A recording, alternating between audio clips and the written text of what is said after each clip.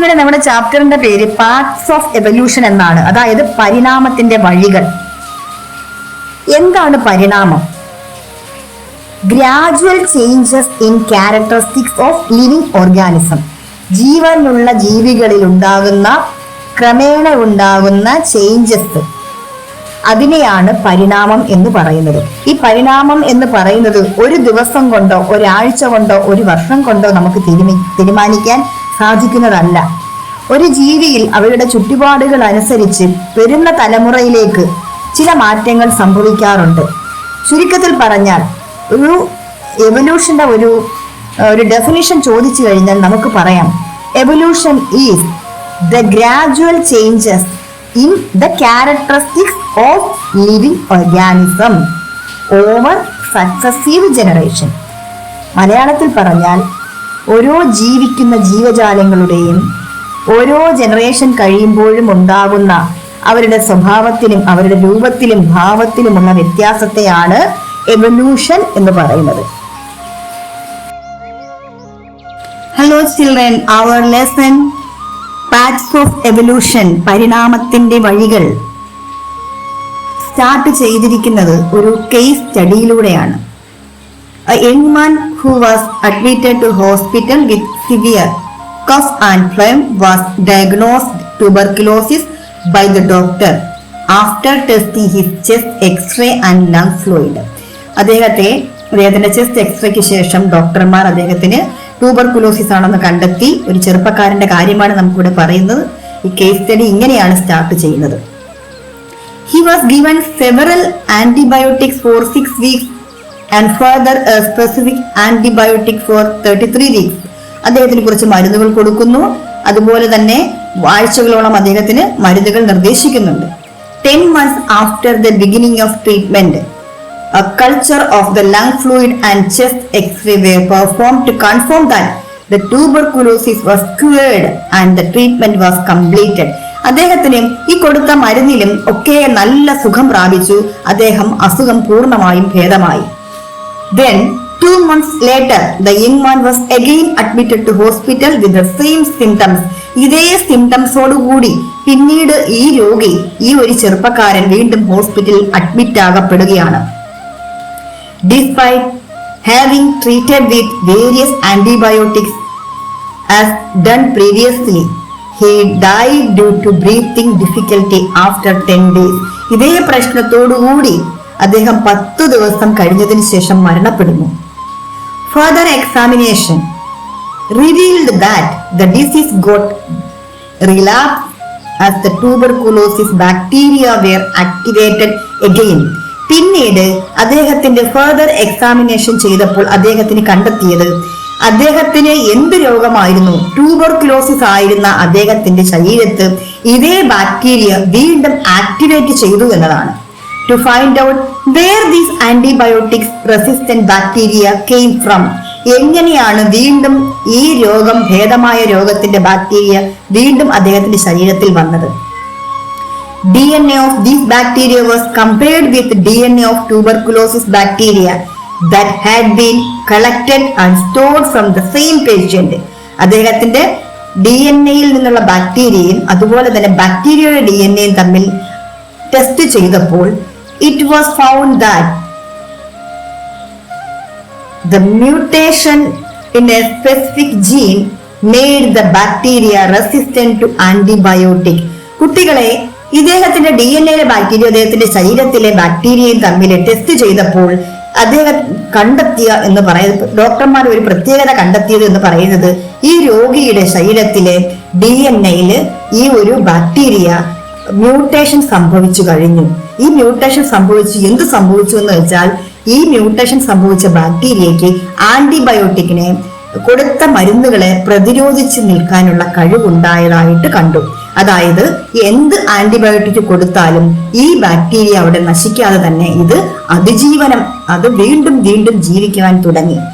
The mutant bacteria multiplied even in the presence of antibiotic and caused the disease. അപ്പൊ നിങ്ങൾക്ക് കാരണം മനസ്സിലായോ? ഇവിടെ എന്താണ് സംഭവിച്ചത്? ഇവിടെ സംഭവിച്ചത് മ്യൂട്ടേഷൻ സംഭവിച്ചതിന് ശേഷം ഉണ്ടായ ബാക്ടീരിയ അദ്ദേഹത്തിന്റെ ശരീരത്തിലെ ബാക്ടീരിയയെ പൂർണ്ണമായും കൊല്ലാൻ സാധിച്ചില്ല. ഇതാണ് ഇവിടെ മ്യൂട്ടേഷൻ എന്ന പദം കൊണ്ട് അർത്ഥമാക്കുന്നത്. ഗ്രാജുവൽ ആയിട്ടുള്ള ഓരോ ചേഞ്ചസ് വന്നപ്പോഴും ഒരു ജീവിയുടെ ശരീരത്തിൽ ഉണ്ടാകുന്ന, അതായത് ഏത് ഓർഗാനിസത്തിനും അത് ഏകകോശ ജീവിയായാലും ബഹുകോശ ജീവിയായാൽ പോലും അവരുടെ പ്രത്യേകത എന്ന് പറയുന്നത് അവർക്ക് റെസിസ്റ്റന്റ് ആണ്. അവർ അക്വയർ ചെയ്യുകയാണ്, ജീവിക്കാനുള്ള അവരുടെ സാഹചര്യത്തെ അവിടെ അക്വയർ ചെയ്യുന്നു. ഈ മരണപ്പെട്ട ഈ ചെറുപ്പക്കാരന്റെ, നമ്മുടെ കേസ് സ്റ്റഡിയിൽ പറയുന്നത് പോലുള്ള ഈ മരണപ്പെട്ട ചെറുപ്പക്കാരന്റെ ശരീരത്തിലുള്ള ബാക്ടീരിയ ശരീരത്തിലെ ആന്റിബയോട്ടിക്കിനെ പ്രതിരോധിച്ച് ആ ബാക്ടീരിയ അവിടെ പൂർണ്ണമായും ഭേദമാകാതെ ഇരട്ടിച്ചാണ് ഈ രോഗി ഇവിടെ മരണപ്പെട്ടത്. അതാണ് നമുക്കിവിടെ പറയാനുള്ളത് മ്യൂട്ടേഷൻ എന്ന് പറയുന്നത്. മ്യൂട്ടേഷൻ എന്ന് പറയുന്നത് ഗ്രാജുവൽ ആയിട്ടുള്ള ഒരു ഗ്രാജുവലായിട്ട് ഡെവലപ്പ് ചെയ്ത് ആർജിക്കുന്ന, പ്രതിരോധിക്കുന്ന, ഉണ്ടാകുന്ന ചേഞ്ചസിനെയാണ് മ്യൂട്ടേഷൻ എന്ന് അർത്ഥമാക്കുന്നത്. 1966 കണ്ടെത്തിയ ഒരു ബാക്ടീരിയ അത് ആന്റിബയോട്ടിക്കിനെ റെസിസ്റ്റ് ചെയ്യുന്നതായിട്ട് നമ്മൾ കണ്ടെത്തി. അതിനെ അടിസ്ഥാനപ്പെടുത്തിയാണ് നമുക്ക് ഈ ഒരു കേസ് സ്റ്റഡി തന്നിരിക്കുന്നത്. എന്താണ് നമ്മൾ ആ കേസ് സ്റ്റഡി കണ്ടെത്തിയത്? ആ ഒരു ബാക്ടീരിയയെ റെസിസ്റ്റ് ചെയ്യാനുള്ള ആ ഒരു ബാക്ടീരിയക്ക് ബാക്ടീരിയ നശിക്കാനായി കൊടുത്ത ആന്റിബയോട്ടിക് ആ ബാക്ടീരിയ ആദ്യമേ നശിച്ചു. രണ്ടാമത് ഈ ബാക്ടീരിയ ഈ ആന്റിബയോട്ടിക്കിൽ നശിക്കുന്നില്ല. അതിനെ അടിസ്ഥാനപ്പെടുത്തി പേജ് നമ്പർ 37 ഒരു ക്വസ്റ്റ്യൻ ഉണ്ട്. ഒന്നല്ല, ഒരു 4 ക്വസ്റ്റ്യൻസോളം ഉണ്ട്. നമുക്ക് അതിന് ആൻസർ ചെയ്യാം. What was the treatment given initially to cure the disease? What was its result?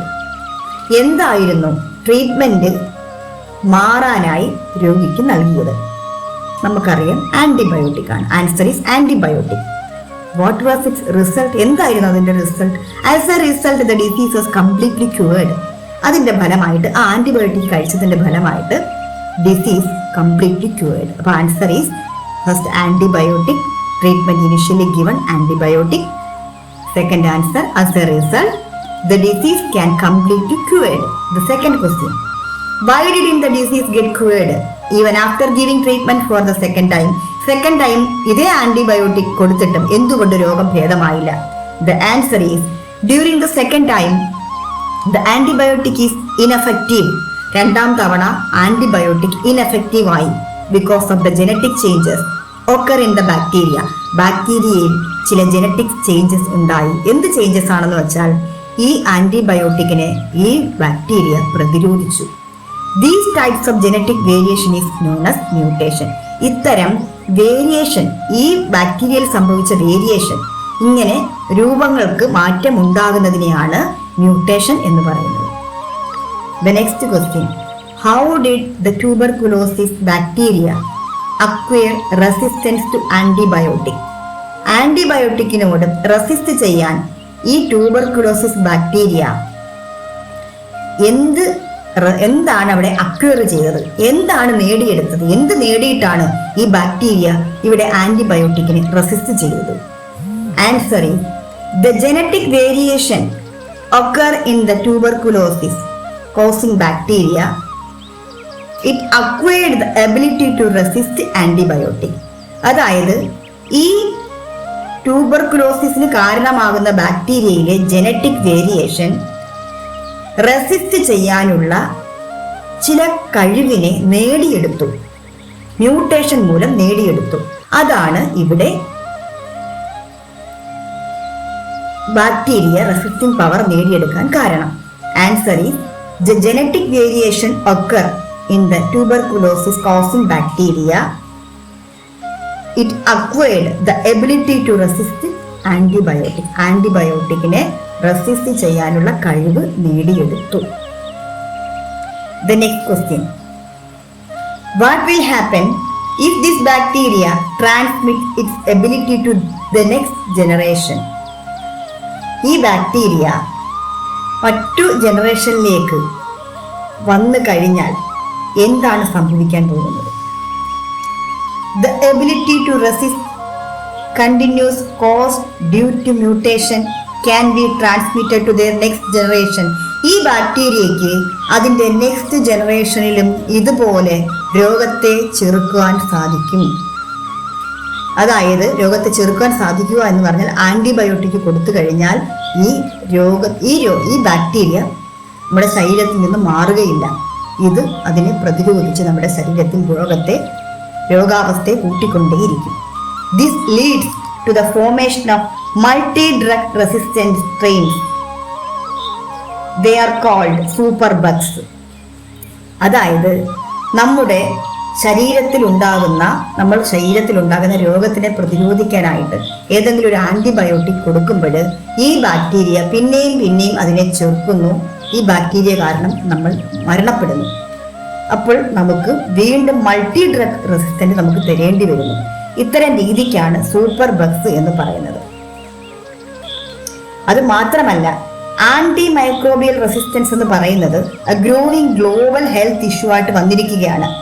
Doctors, public health professionals and scientist want that some of the most trusted antibiotic currently used are ineffective against the bacteria called super bugs.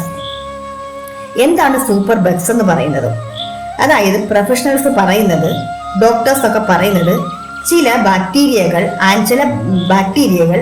ആന്റിബയോട്ടിക്സിനെ ചെറുത്തു നിൽക്കുകയാണ്. ആ antibiotic നമ്മൾ കഴിച്ചാൽ പോലും നമുക്ക് യാതൊരു ഫലവും ഉണ്ടാവുകയില്ല. ഇതിനെയാണ് സൂപ്പർ ബഗ്സ് എന്ന് പറയുന്നത്. എന്താണ് ഈ സൂപ്പർ ബഗ്സ്?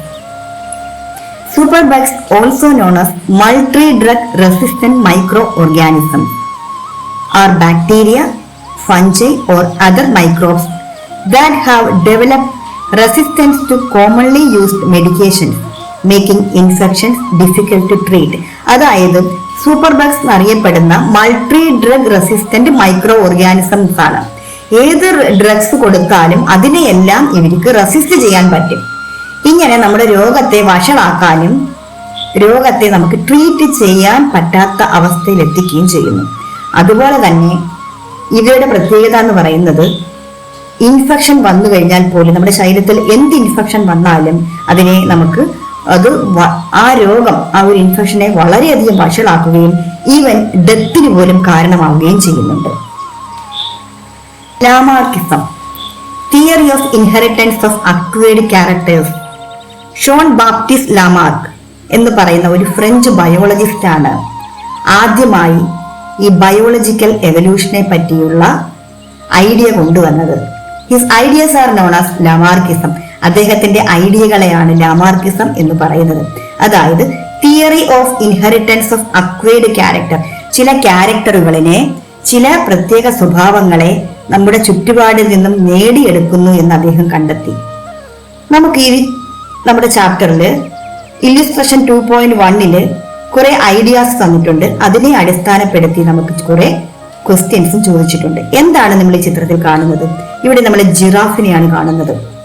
അതായത് കുഞ്ഞുങ്ങളെ, ജിറാഫ് എന്ന് പറയുന്നത് നമുക്കറിയാം വളരെ മനോഹരമായ ഒരു ജീവിയാണ്. കഴുത്തൊക്കെ നീണ്ടിങ്ങനെ പൊങ്ങി നിൽക്കുന്ന ഒരു ജീവിയാണ്. വളരെ നീളമുള്ള ഒരു ജീവിയാണ്.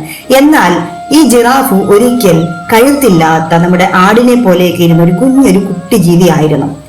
Giraffe with short neck that feed on the ground. ആ ഒരു പിക്ചറിൽ നിങ്ങൾക്ക് കാണാൻ കഴിയുന്നുണ്ട്.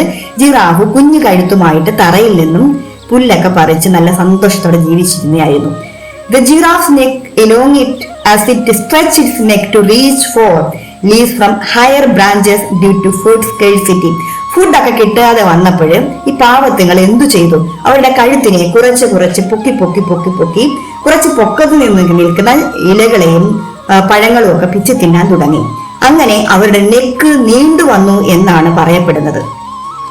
Acquired characters were transmitted through generation. അങ്ങനെ നീണ്ടു വന്ന ജിറാഫിൽ നിന്ന് വന്നുണ്ടായ ഇപ്പോഴത്തെ തലമുറ, അവയിൽ നിന്നും ജിറാഫിനുണ്ടായ മക്കളെല്ലാം അങ്ങനെ കഴുത്ത് നീണ്ടവരാണെന്നും ഇതാണ് ഈ ജിറാഫിന്റെ നീണ്ട നെക്കിന് കാരണമെന്നും പറയുന്നത്. അതായത് acquired characters were transmitted through generation leading to the emergence of giraffe with longer neck. ഇതാണ് ജിറാഫിന്റെ നീളത്തിലുള്ള കഴുത്തിന് കാരണം. ഒരു കുറച്ച് ഇൻഡിക്കേറ്റേഴ്സ് ചോദിച്ചിട്ടുണ്ട്. എന്താണിത്? ഈ ഇൻഡിക്കേറ്റേഴ്സ് ഫസ്റ്റ് എന്ന് പറയുന്നത് ചേഞ്ച് ഇൻ എൻവയോൺമെന്റ്. അതായത് എന്ത് ചേഞ്ചസ് ആണ് എൻവയോൺമെന്റിൽ ഉണ്ടായത്? ദ സ്കേഴ്സിറ്റി ഓഫ് ഫുഡ്, ഭക്ഷണമില്ലായ്മ എന്ന് പറയുന്ന ഒരു എൻവയോൺമെന്റ്. ആ ഒരു എൻവയോൺമെന്റിലാണ് ഈ ഒരു ജിറാഫ് തന്റെ ഇല്ലായ്മയെ മറന്നുകൊണ്ട് കഴുത്തിനെ നീട്ടി തുടങ്ങിയത്. Formation of acquired character. എന്താണ് ഇവിടെ അക്വേർഡ് ക്യാരക്ടർ എന്ന് പറയുന്നത്? ജിറാഫിന് in the beginning giraffe had short neck, കുഞ്ഞു കഴുത്തായിരുന്നു. when they faced scarcity, when they faced food scarcity, stretched their neck to reach out tall trees. അതായത് ഫുഡ് ഇല്ലാതെ വന്നപ്പോൾ, ക്ഷാമം വന്നപ്പോൾ, വരൾച്ച വന്നപ്പോൾ അവർ അവരുടെ കഴുത്തിനെ നീട്ടാൻ തുടങ്ങി. ഇവിടെ എന്ത് അക്വേർഡ് ക്യാരക്ടർ ആണ് കൊണ്ടുവന്നിരിക്കുന്നത്?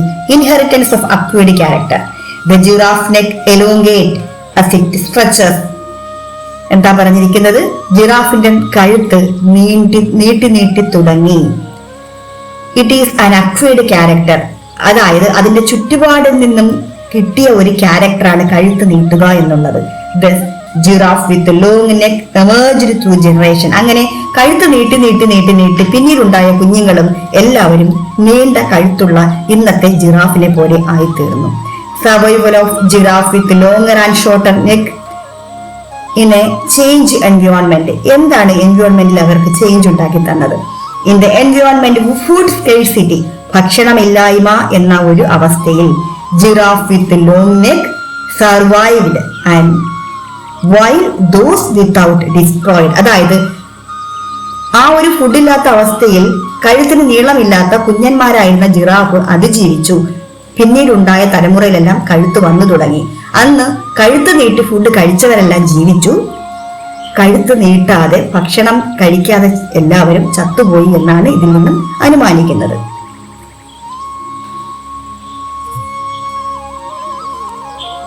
കുട്ടികളെ, എന്താണ് എവല്യൂഷൻ, എന്താണ് മ്യൂട്ടേഷൻ, എന്താണ് വേരിയേഷൻ, ഇതെല്ലാം നമ്മൾ ഒരു ചെറിയൊരു വീഡിയോയിലൂടെ മനസ്സിലാക്കി കഴിഞ്ഞു എന്ന് വിശ്വസിക്കുന്നു.